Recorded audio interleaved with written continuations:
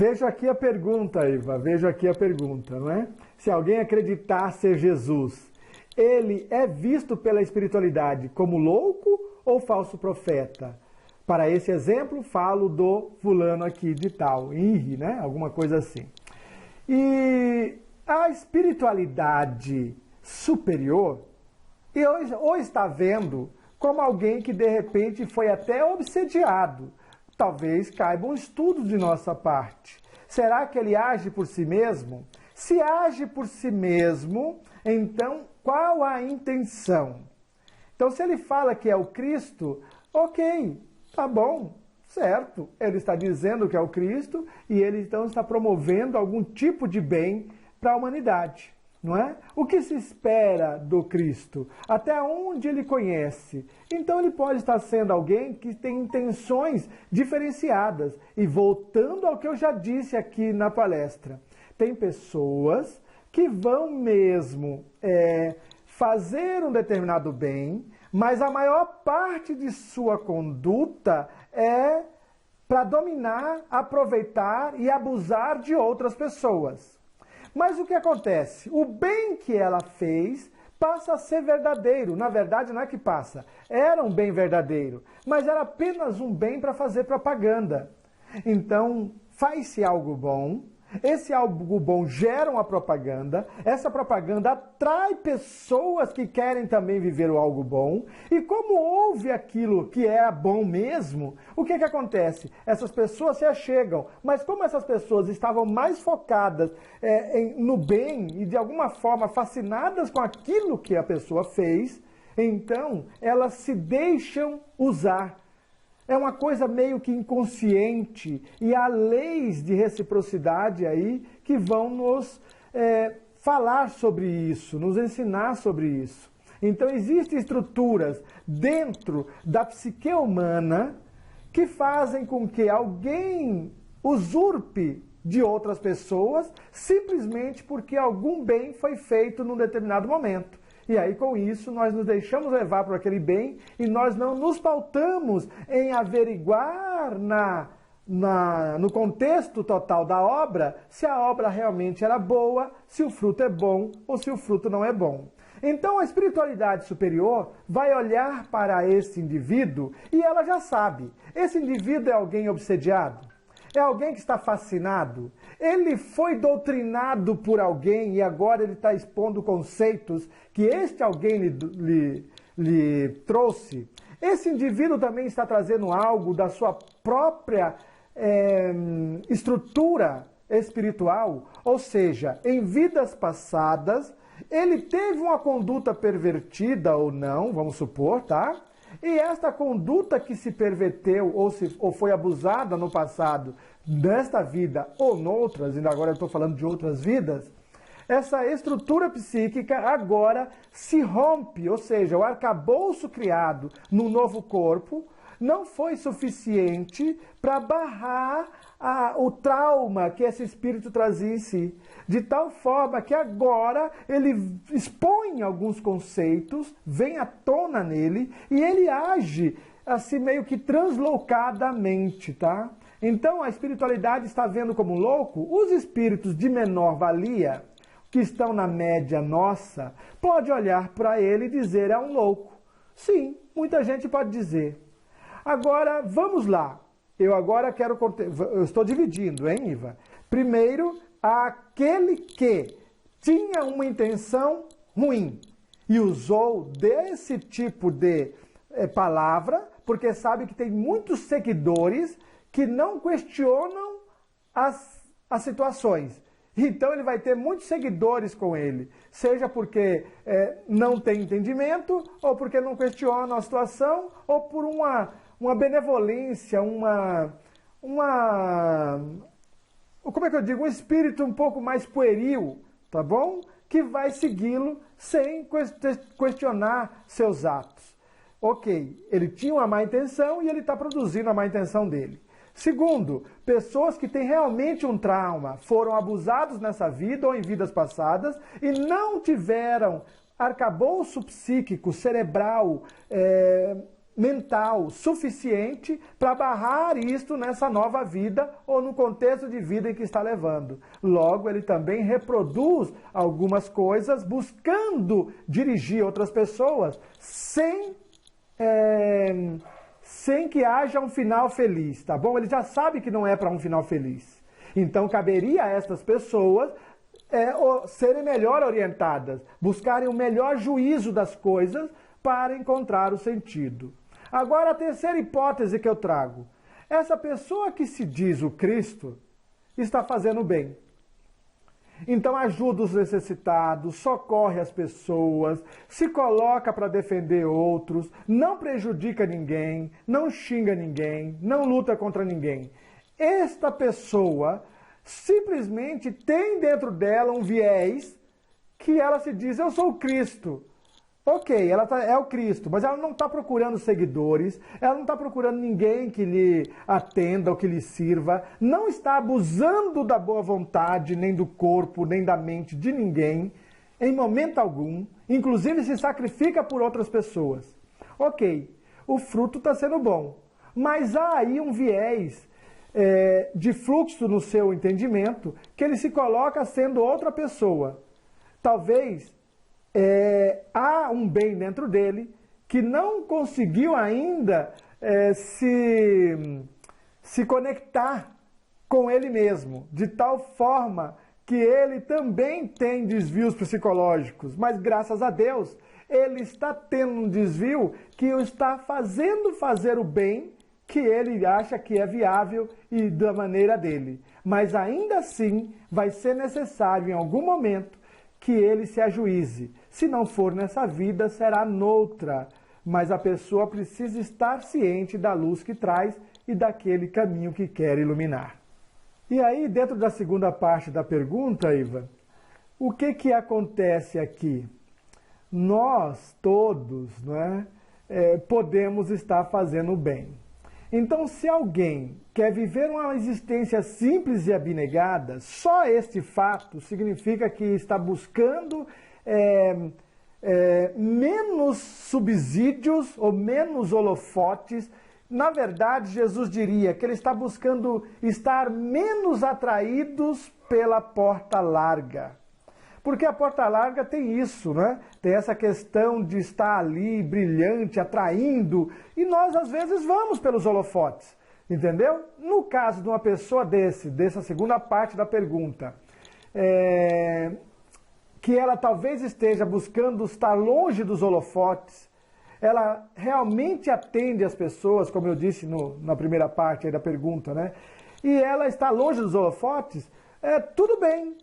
Não tem problema nenhum. Agora, novamente, se ela está se dizendo ser outro, porque esse outro tem uma maior credibilidade, há algum desvio na sua conduta, ou seja, no fluxo de suas ideias, no fluxo de sua estrutura de pensamento, de tal forma que há de chegar um momento onde ele possa perceber isso e ele possa conduzir-se bem, aceitando que ele, enquanto filho de Deus, também pode fazer o bem ao qual se propôs. Então não há assim o que a espiritualidade vê. A espiritualidade, como diz Jesus, está vendo os frutos que se geram. Agora esse fruto tem que ser benéfico para o próximo e tem que ser útil para mim mesmo, ou seja, para o próprio eu.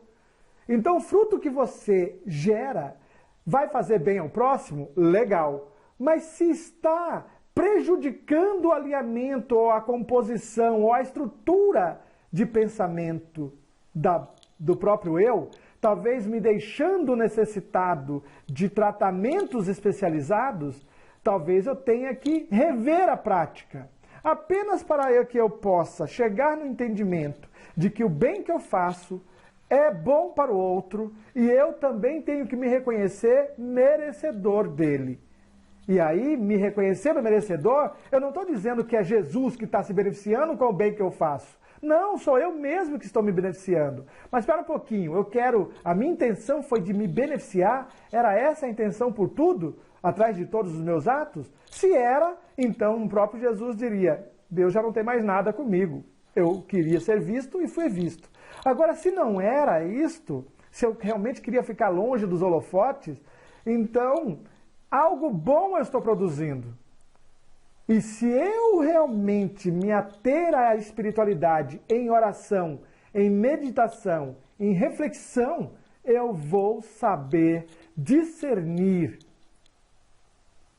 o bom para o próximo, também pode ser bom para mim. E eu sou tão merecedor quanto qualquer um outro. E graças a Deus, eu posso me abster de muitas coisas para ser menos tentado ou para como é que eu diria, fugir mais das tentações do mundo e assim conseguir me ater à experiência de vida superior ou melhorada que eu desejo. Porque alguns de nós, na hora que tem algo aí que nos beneficia, logo a gente se entrega para o mundo.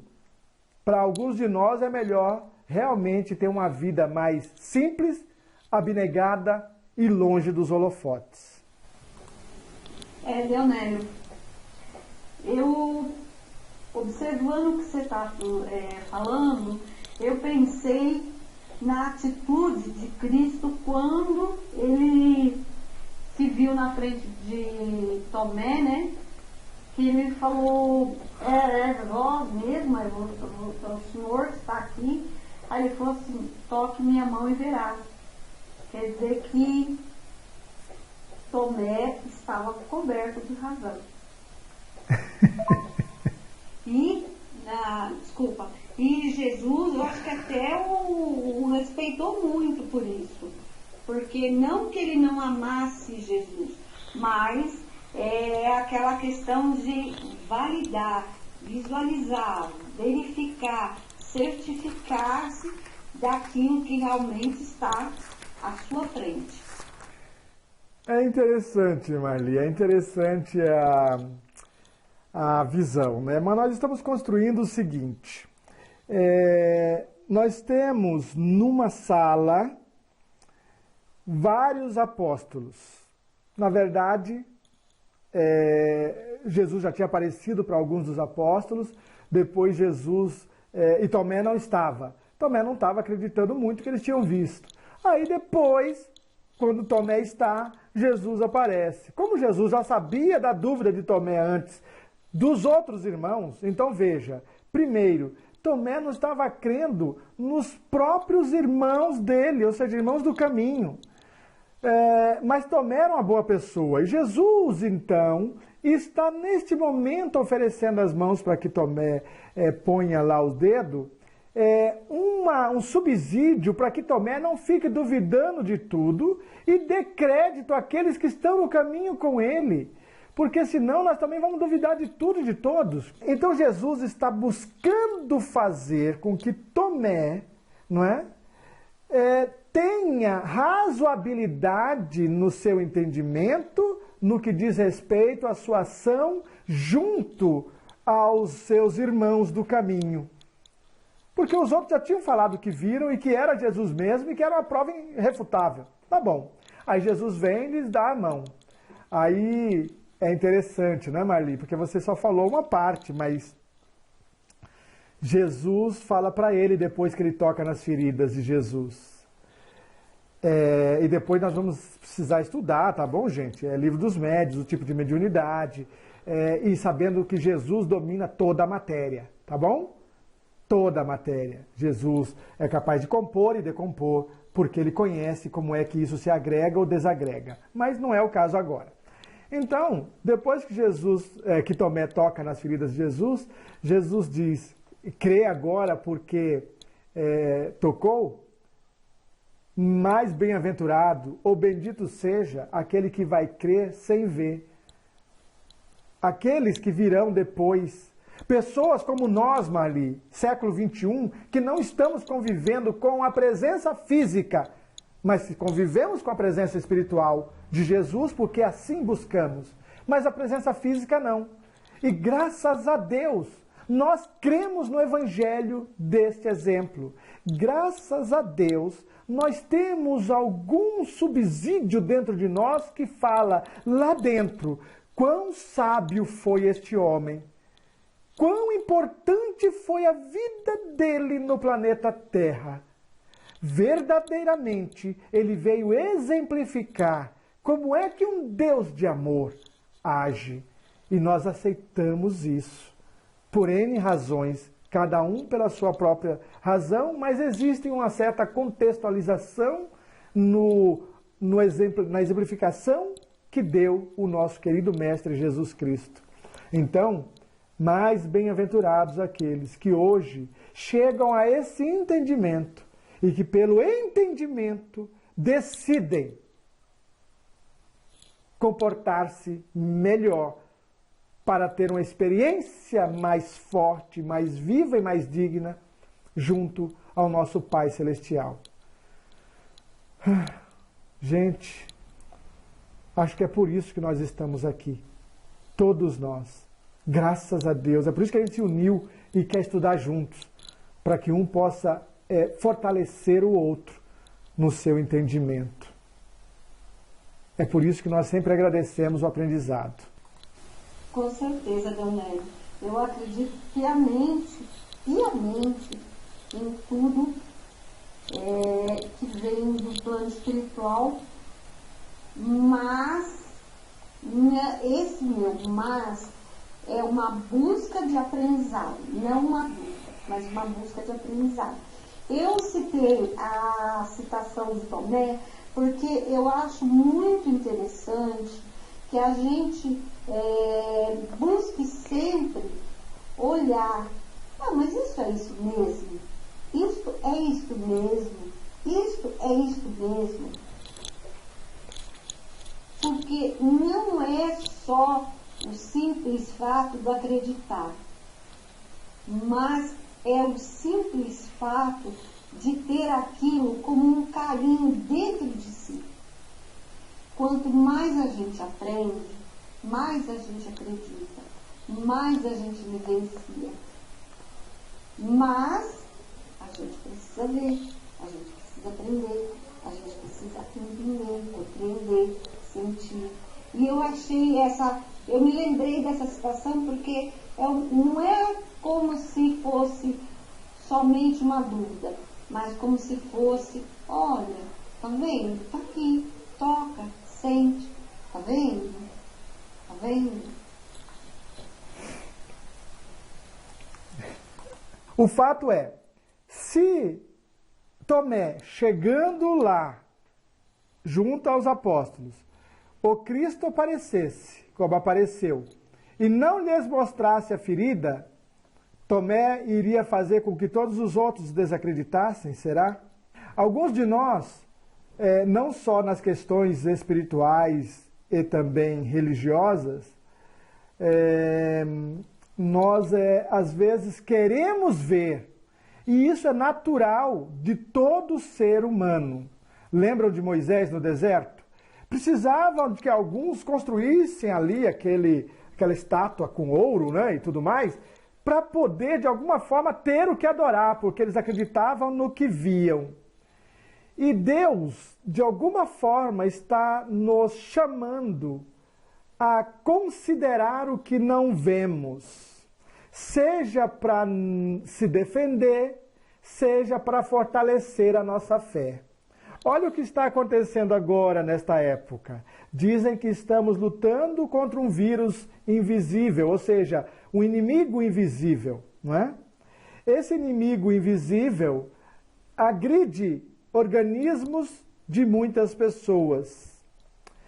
E está sendo exigido que nós nos isolemos como forma de que, não tendo contato com pessoas e objetos do mundo, nós estaremos melhor precavidos ou melhor defendidos de algo que nós não estamos vendo e que poderia nos contaminar.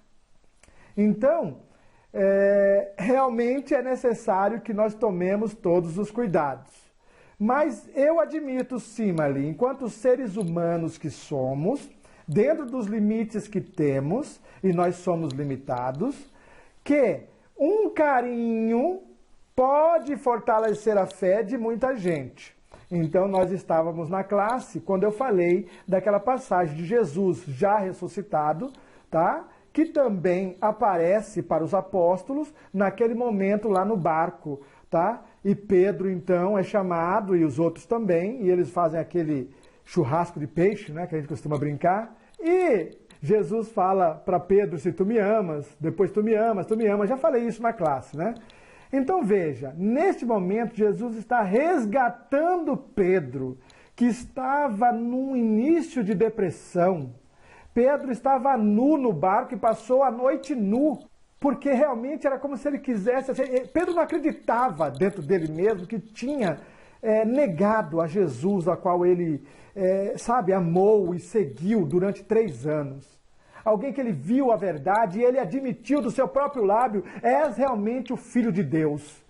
E Jesus falou para ele, não foi ninguém que te falou, mas foi Deus dentro de ti, ou seja, você mesmo recebendo essa inspiração. Então, o que nós queremos dizer? Esse é um afago, é um carinho de Jesus curando chagas interiores para fortalecer a nossa fé. A mesma coisa Jesus fez com Tomé. Nós só estamos dizendo que Jesus fez isso porque havia uma deficiência de credibilidade dentro e que poderia fazer com que uma pessoa tão importante dentro do ministério saísse simplesmente porque não viu o que queria ver. Então, para Jesus, não custava nada mostrar para ele. Não iria, digamos assim, alterar para os outros e iria, pelo contrário, dar um significado maior para aquele que precisava disso. Então, cada um de nós também tem seus mecanismos, seus rituais, que às vezes nós gostamos de fazê-lo. Os psicólogos diriam que é uma amuleta, né? Tem psicólogos que dizem que isso aí serve de amuleta. E o que diz? Por que muletas para as pessoas? Porque elas se sustentam ali e fazem o que tem que ser feito. Até o dia que um discernimento maior e um entendimento maior as alcançar, ou ela alcançar esse entendimento, e ela de repente olhar para as muletas e falar, mas eu posso fazer sem essas muletas? Pode. Aí ela larga as muletas. Então, fica o ensinamento. Fez mal ela usar a muleta para fazer o bem que era necessário fazer? Não. Era o jeito que elas criam, era o ritual delas, era no que elas queriam acreditar para fazer um bem maior, sem machucar ninguém, pelo contrário, para atender e servir cada vez melhor.